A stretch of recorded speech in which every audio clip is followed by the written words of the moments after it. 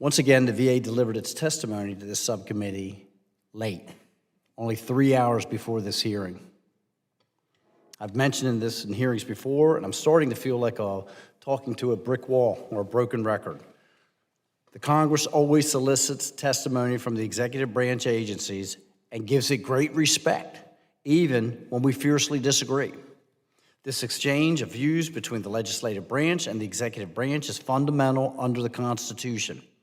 When the VA's testimony is so late that we may not be able to read it in advance, that is disrespectful, and it undermines this process. I urge witnesses and all the people in all the layers of the VA and the White House bureaucracy who wrote the testimony to do better, not just for this committee's sake, but for the benefit of all the veterans who ultimately will be impacted by this. Good afternoon. Today, we will examine the Biden administration's budget request for the VA Office of Information and Technology. I want to thank our witnesses from OIT for joining us to help understand this request. It is by far the most unusual VA information technology budget that we have seen since this subcommittee was created. Factoring in all the funding sources, including the Toxic Exposure Fund, one-time dollars, transfers, reimbursements, and carryover, it constitutes a 3.3% cut to $7.9 billion. I have no doubt there is waste in the VA budget, and there is at least 3% of unproductive bureaucracy and padded contracts that should be cut. However, the administration seems to be proposing the cuts in an incredibly lopsided, damaging way. Development would take a 99% cut.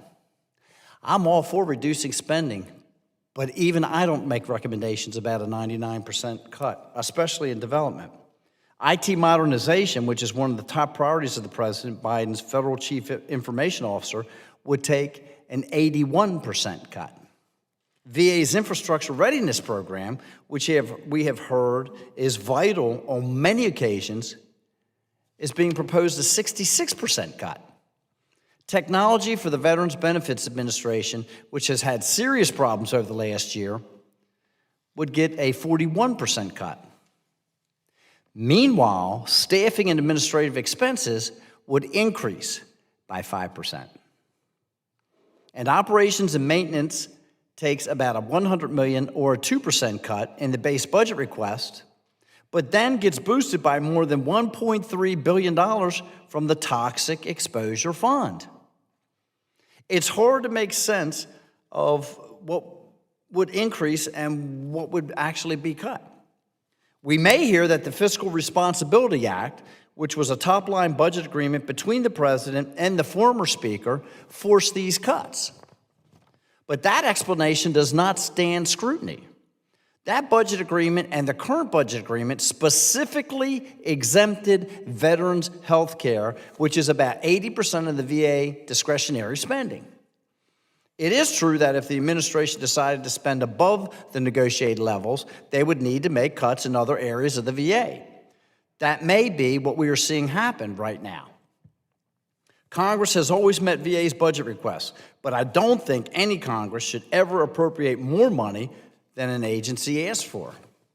Therefore, even though I do not have much confidence in this OIT budget, I need to understand in detail how it would be implemented.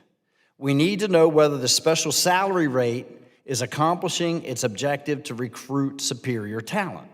And we need to understand what kind of pressure it's putting on the payroll at OIT's overall budget. As we recently saw with the critical skills incentive payments to the VBA and VHA executives, this sort of pay increase can get out of control.